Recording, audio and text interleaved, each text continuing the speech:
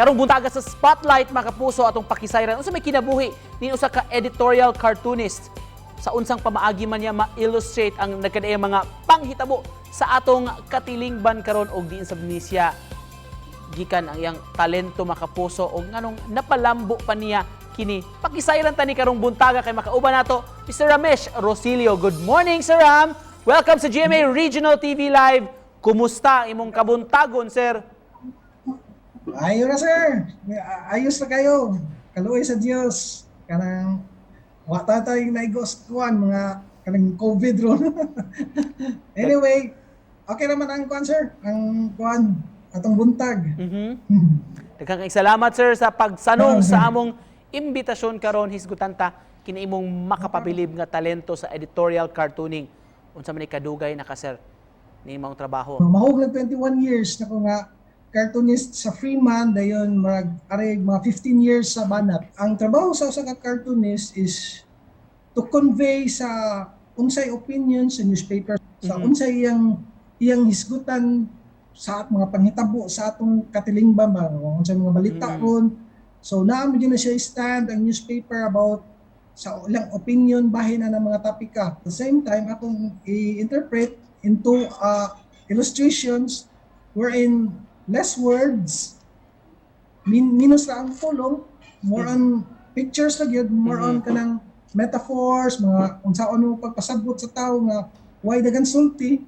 Sir Ram, unsa ka doon na ba mga higayon kani adto bisan karong bag-o nga kini mga subject sa imong editorial cartoons nasuko wa makauyon sa imong gidrawing tungod sa issue nga gitubang nila? Lately karon mga past katong mga pandemic years na gid matawag na mga years. Wala ko ana ka kuan ron. Pero katong mga karaan na mga experience nga mga kaingon sa kalingaw sad ba. Makonsidera nimo, Sir Ramesh, nga dakog tabang kining mga editorial cartoon sa pagpahigmata sa kamatuoran sa atong katilingban? Para nako yes, in a art way sense, yes sir, kay ngano. Not in the perspective sa kanang suwatay gani sa writing.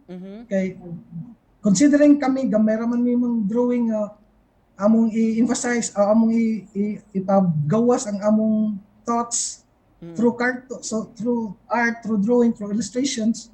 So kami in a sense dako kay impact kung if kami mga cartoonist makahatag kay ngano gamay ra man kay maka-deliver sa among paagi. Karon nga murag ning take over na ang digital media kumpara sa traditional media, sir. Unsa may tan-aw nimo ani dun? Sad to say, sir, pero mao na man gyud ang kon. Gingon mo dyan nga ang bugtong nga di mo usab sa kalibutan, ang change naman yun. Lastly, before we end this interview, doon na kay mensahe sa paglaom, sir, nga gustong ipaabot sa atong mga kapuso nga nagtan-aw karon. Hopefully nga ang mga tao ron dili lang kayo nung good nga.